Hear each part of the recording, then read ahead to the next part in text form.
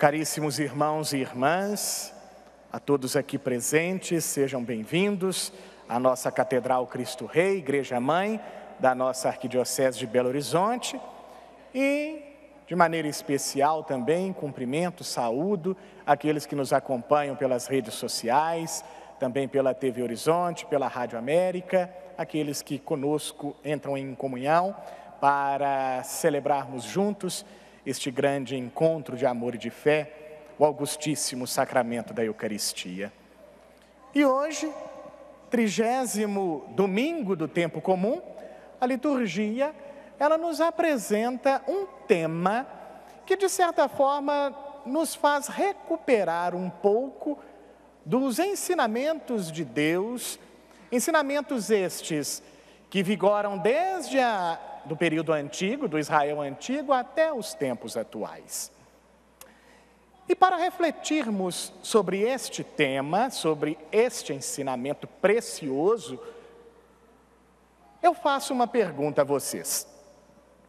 Hoje em dia, qual é o assunto que está em voga aí nas redes sociais, na televisão, no rádio, quando a gente liga estes instrumentos de comunicação? O que a gente vê que está aí imperando nos noticiários e nas conversas, de certa forma, sejam formais ou informais? Qual tipo de assunto? Você que está em casa também pode pensar, pode partilhar aí com estes que estão com você. Qual é o assunto? A guerra, sobretudo a guerra lá entre Israel e faixa de Gaza. Que mais? Corrupção, um assunto sempre antigo e sempre novo, né? Que mais? Violência diversas, né? Sobretudo lá, Rio de Janeiro e tantos outros lugares, no Brasil e no mundo. Que mais? Oi? Falta de humanidade, falta de senso, de bom senso e tantas outras coisas. Por que eu estou perguntando isso, irmãos e irmãs? No tempo de Jesus, existia um assunto que estava ali, imperando, na conversa do povo no meio das praças, nos círculos de amizade, também nas escolas, nas sinagogas. Existia ali um assunto que estava muito forte, sendo discutido por aquele povo, mas não era um assunto novo, era um assunto sempre recorrente. Era um assunto que nunca se esgotava, como eu disse aqui, um assunto sempre antigo e sempre novo. E este assunto é trazido hoje por Mateus em seu Evangelho, no capítulo 22, na pergunta capciosa que o fariseu faz a Jesus. O fariseu pergunta a Jesus: mestre, qual é o maior mandamento da lei? Este era um assunto muito forte naquele momento, não somente naquele momento, naquele contexto, mas era um assunto sempre muito debatido entre o povo de Israel. E se a gente olha o contexto, sobretudo a história toda do povo de Israel, a gente então entende o motivo desta pergunta. Se nós olharmos hoje, a nossa doutrina, o nosso catecismo nos diz que nós temos o dever de seguir 10 mandamentos, os mandamentos da lei de Deus. Será que a gente se recorda quais são esses mandamentos? Vamos lá, vamos tirar a poeira da catequese. Vamos lá. Primeiro mandamento: amar a Deus sobre todas as coisas. Segundo, não tomar seu santo nome em vão, não falar o nome de Deus à toa. Terceiro, guardar domingos e festas. Aí já está diminuindo a intensidade das vozes. Quarto, honrar pai e mãe, respeitar pai e mãe, todas as pessoas, sobretudo, né? Quinto, não matar. Sexto, não pecar contra a castidade, optar sempre pela continência. Sétimo, não Não furtar. 8º, não levantar falso testemunho, não falar mentira. 9º, não desejar a mulher do próximo, não desejar o homem também da próxima. E o 10º, não cobiçar as coisas alheias, não querer aquilo que pertence a outrem. Então estes são os 10 mandamentos que a gente tem que seguir. Agora, para o povo de Israel daquele tempo, eles não tinham que seguir 10 mandamentos. Eles tinham que seguir 613 mandamentos. Olha que complicado. Se para nós guardar 10 às vezes é complicado, imagina guardar 613. Então, por isso que esse assunto era sempre recorrente, porque o povo se perguntava, falou, olha, no meio de tanto mandamento que a gente tem que seguir, deve existir pelo menos um que seja o principal, que ao segui-lo, todos os outros são seguidos concomitantemente, simultaneamente. Este questionamento é colocado para Jesus.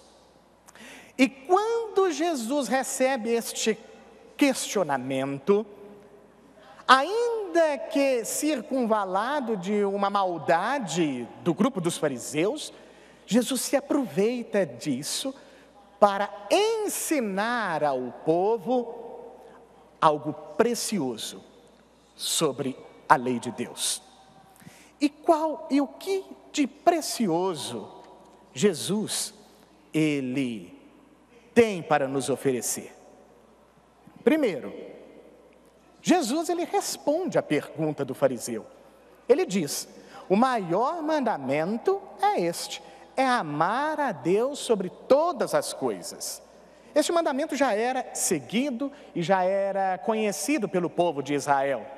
É o chamado mandamento do Shema. O judeu daquela época rezava este mandamento todos os dias, quando acordava e antes de dormir. É aquele mandamento, escuta Israel, o Senhor teu Deus é o único Senhor. Amarás o Senhor teu Deus com todo o teu coração, com toda a tua alma e com todo o teu entendimento. Então Jesus responde à pergunta. E realmente, este é o maior e o primeiro de todos os mandamentos. Mas qual é a novidade de Jesus? Jesus, ele associa a este mandamento um segundo, e ele diz que este segundo mandamento é similar, ou seja, está no mesmo pé de igualdade que o primeiro. E qual é este segundo mandamento? Amar ao próximo, como a si mesmo. Então, meus irmãos e minhas irmãs, a grande novidade de Jesus é esta.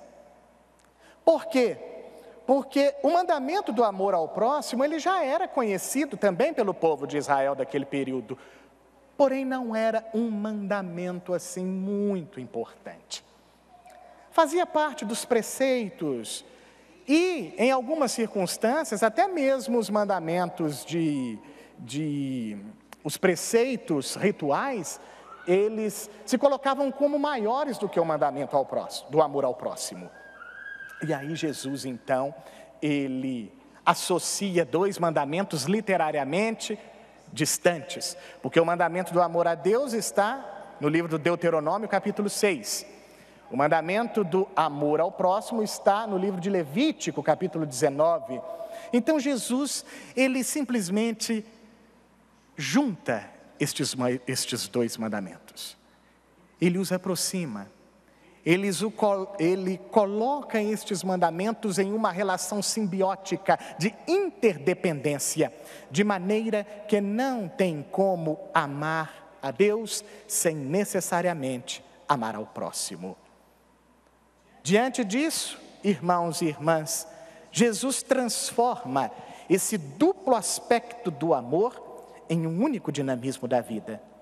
Dessa maneira, Jesus eleva à plenitude a lei de Deus, a lei também dos homens, sem mudar a lei, sem modificá-la.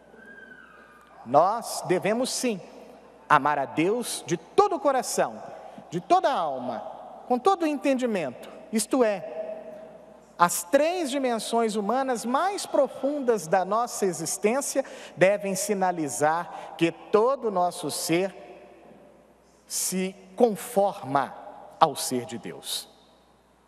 Mas esse mandamento, irmãos e irmãs, não pode ser vivido apenas de maneira ideal ou platônica, sem algo concreto para lhe servir de acesso e dar sentido a tal ação.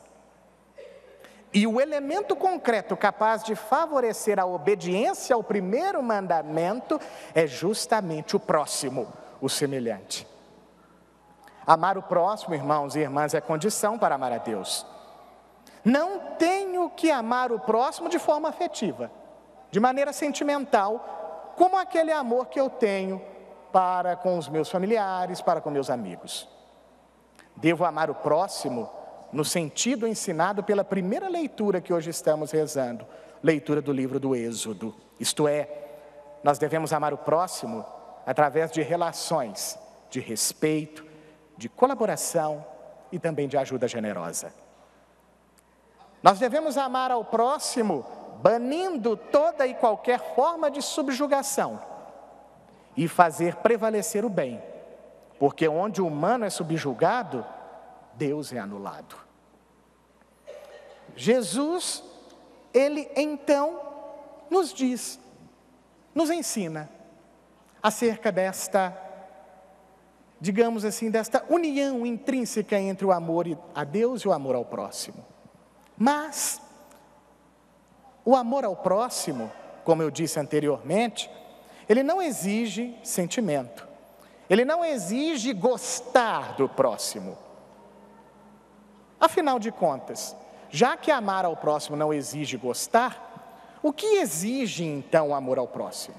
Como eu devo amar o próximo, seguindo este ensinamento de Jesus, seguindo estes preceitos divinos de Jesus? Guimarães Rosa, ele tem um livro chamado Primeiras Histórias, que é um livro de contos.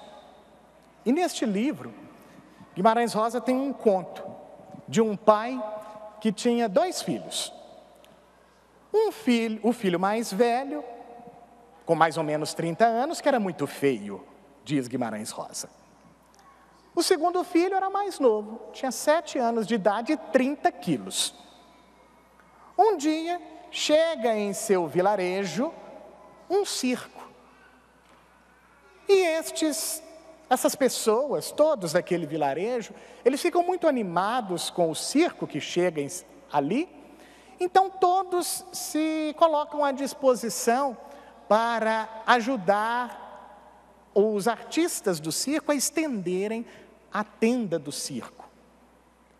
Eles então ajudam, e no final de um dia cansativo de trabalhos intensos, o povo todo daquele vilarejo resolve ficar ali no circo para assistir ao espetáculo. E esse pai com os 2 filhos também permanecem ali para assistir ao espetáculo. Ao final do espetáculo, o filho mais velho decide sair com os amigos. Já o filho mais novo, uma criança, estava tão cansada que adormece. O pai então pega o filho no colo, caminha por mais ou menos 2 quilômetros, carregando ali aquela criança de 30 quilos. E esse gesto do pai deixou o filho tão comovido, deixou o filho tão assim agradecido, que certa feita, depois de um tempo, ele vai ao encontro de seu pai para agradecer-lhe e para perguntar o porquê daquele gesto. O pai vira para o filho, com os olhos embebidos em lágrima, e diz: você veio me agradecer? Mas agradecer do quê? Agradecer pelo quê?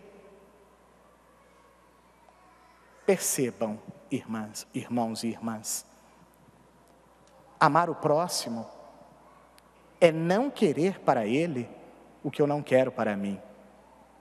Amar o próximo é querer para ele o que eu quero para mim. Amar o próximo é fazer pelo próximo o que eu gostaria que fizessem a mim. Amar o próximo, irmãos e irmãs, não é somente gostar, mas é estar disponível para fazer aquilo que ele precisa, segundo a sua necessidade. Ou seja, amar o próximo é, sobretudo, disponibilizar-se. É nesta disposição que praticamos o amor a Deus. Assim como este pai, que não mediu esforços para fazer esse gesto de carinho ao seu filho. É bem verdade que era sua obrigação, afinal ele era pai, a criança estava dormindo, ele não poderia deixar a criança simplesmente ali. Mas o que chama a atenção, neste conto de Guimarães Rosa, é que o pai fez isso sem esperar nada em troca. Ele não fez isso tomado de uma obrigação, ele fez isso com naturalidade.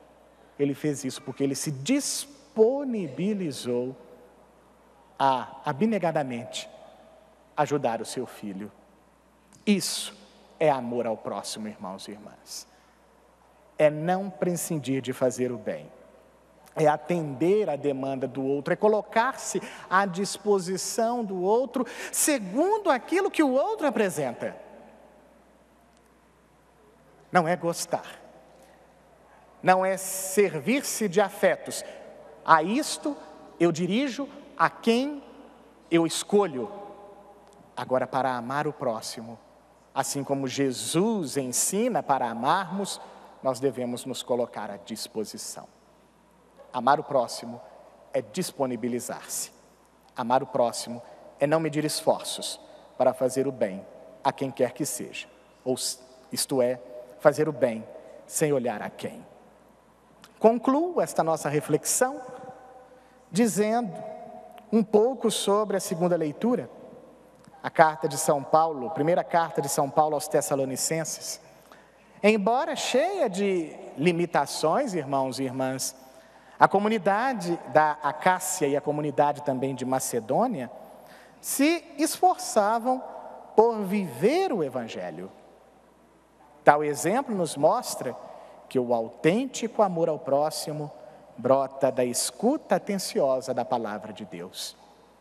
Portanto, vamos nos colocar sempre disponíveis, antes de tudo, para ouvir de Deus os seus ensinamentos, para ouvir da Santa Palavra os elementos que precisamos para colocar os mandamentos de Deus em prática, de maneira a torná-los virtuosos em nós, a tal ponto de praticarmos todos estes mandamentos com naturalidade, porque a partir da escuta atenciosa à palavra de Deus, os mandamentos, eles se tornam parte de nós, de maneira que deixam de ser preceitos e passam a ser fonte de vida. Este exemplo, a comunidade da Acácia e da Macedônia, ambas tentaram viver. E ambas nos deixaram um legado de que isso é possível. Portanto, esforcemo-nos por seguir os ensinamentos de Deus e para amar o próximo, assim como Jesus espera que amemos. Isto é, colocar-se à disposição para nunca negar o bem àquele que precisa receber o bem, de forma intensa, de forma espontânea, livre e generosa. Amém. Amém. Louvado seja nosso Senhor Jesus Cristo. Para sempre seja louvado.